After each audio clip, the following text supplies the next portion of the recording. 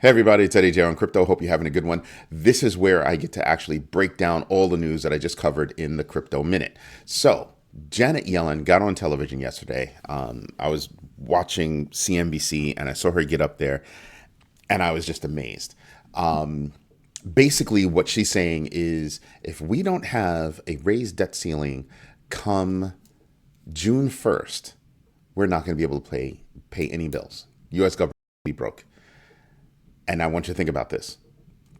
Bonds, Social Security checks, all of it done. Nothing going out the door. U.S. government is playing games with something that could not just affect us here, but affect the globe. So I think they need to get their act in order. A clean bill should definitely be passed. There shouldn't be anything attached to it, nothing else. You want to talk about something else? That's fine. Do it later. But right now, we need to take care of the debt ceiling problem. I don't mean just kick the can down the road. I mean, pass the debt ceiling and then get your butts to work and do something about what our economy is doing. Stop giving, big checks to everybody. That includes the rich and those who don't need it. Start actually governing the money that you're giving out. That's my humble opinion, just me. Bittrex, I think Bittrex, is actually going to exit the U.S. And what they're doing is right now they've already filed for Chapter 11 protections. Right? They're actually already facing enforcement charges from the SEC. I want you to stop and think about this.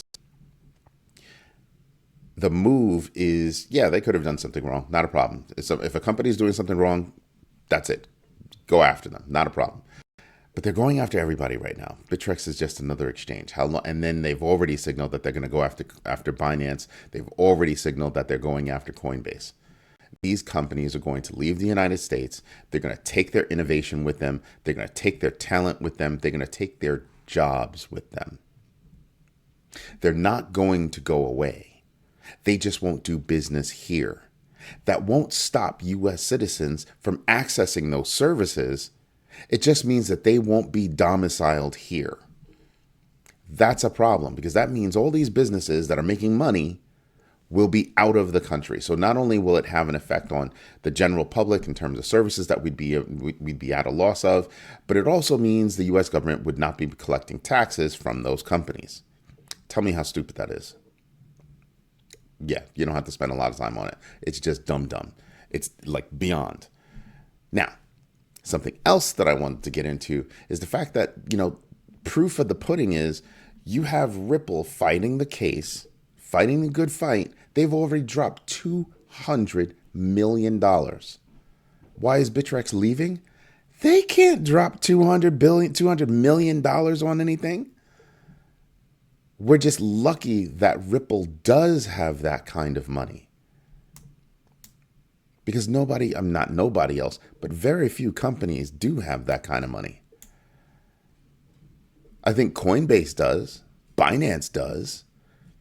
But are they going to waste their time fighting, or are they going to take that money and use it elsewhere to actually make more money? That's the question. Not everybody wants to fight the good fight. And the only thing that the SEC is helping is nobody. Right? Big banks in the United States do big business outside of the United States. Outside of the United States, crypto is incredibly popular. So what purpose does it serve to try to chase crypto outside of this country? You will simply have more and more people put their money into crypto so that they can leave the country. I'm just saying that's a realistic view, a very realistic view. I think Gary Gensler needs to be reined in hella fast because that's a problem. Everybody's talking about the price of Bitcoin dropping. Yes, it has dropped. No, it did not recover the way I thought it would yesterday. Why is that? Well, ordinals created a lot of traffic and actually drove transaction fees higher than mining rewards for the first time in like 6 years. Just like, wow. So on top of that, then you had the whole Binance where they had to pause Bitcoin trading for 2 times yesterday, a couple of days ago.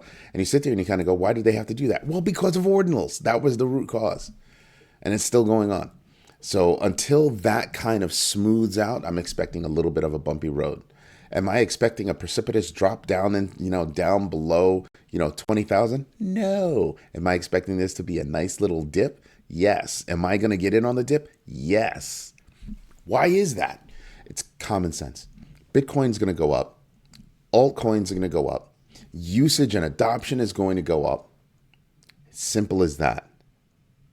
It really is as simple as that. That's why I'm keen on crypto. Next batter up. Blockchain Association, the Blockchain Association, is objecting to a bill, objecting to a rule rather, proposed by the SEC that would require,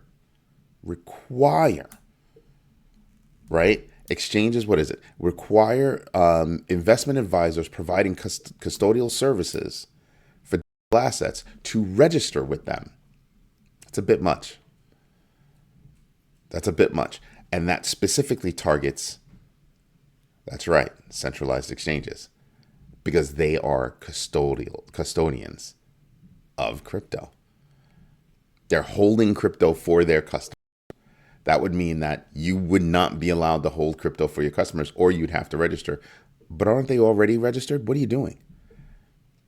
That means anybody would have to register. Wherever, whatever, would have to register. What? Is that going to stop crypto? No. You have wallets like even Coinbase wallet, separate from Coinbase.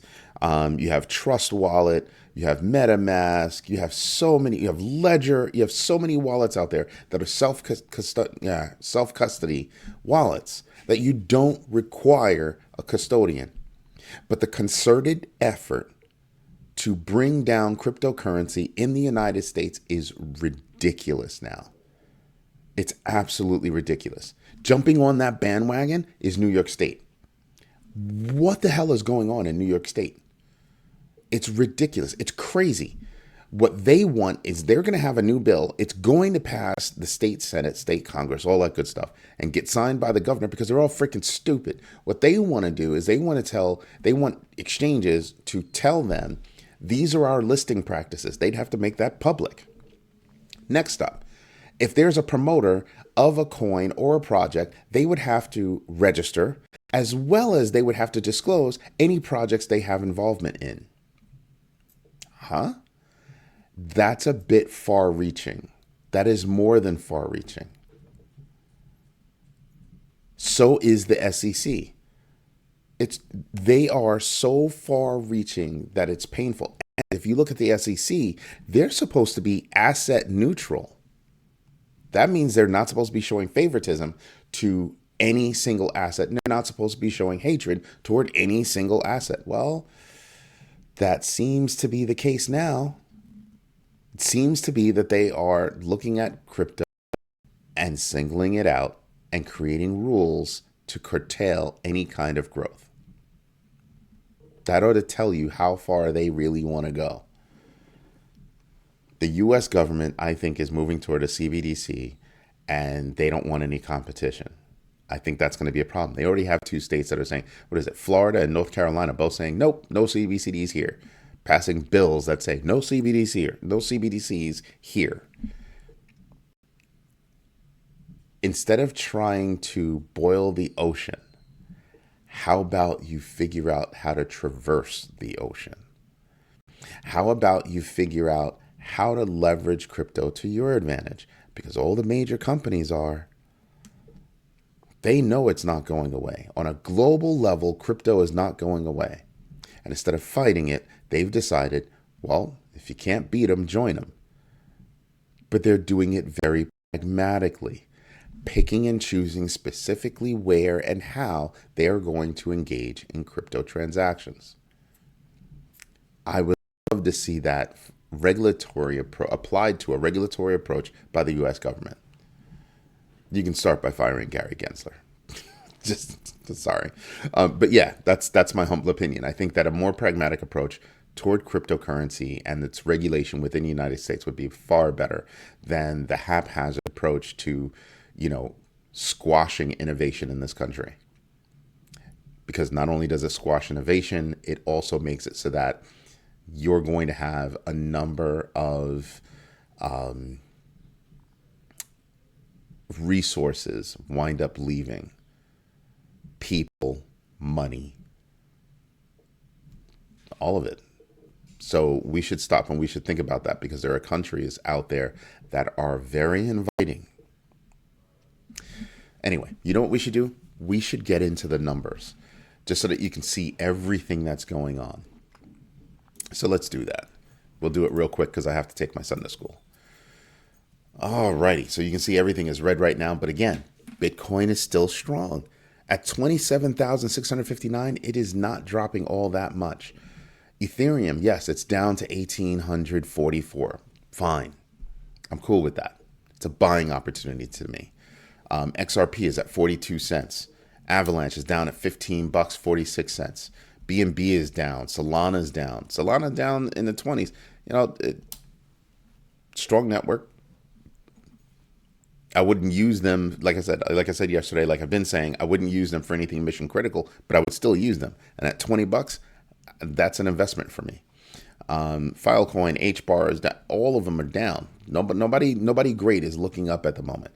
To me, these are just buying opportunities for the coins that I've already done research for that are on my okay to buy list. So I just apply that to my DCA plan or my DCA strategy and keep it moving. Then you've got, just what it looks like on the list, and you figure out, well, yeah, things are not looking grand. Not looking grand at all.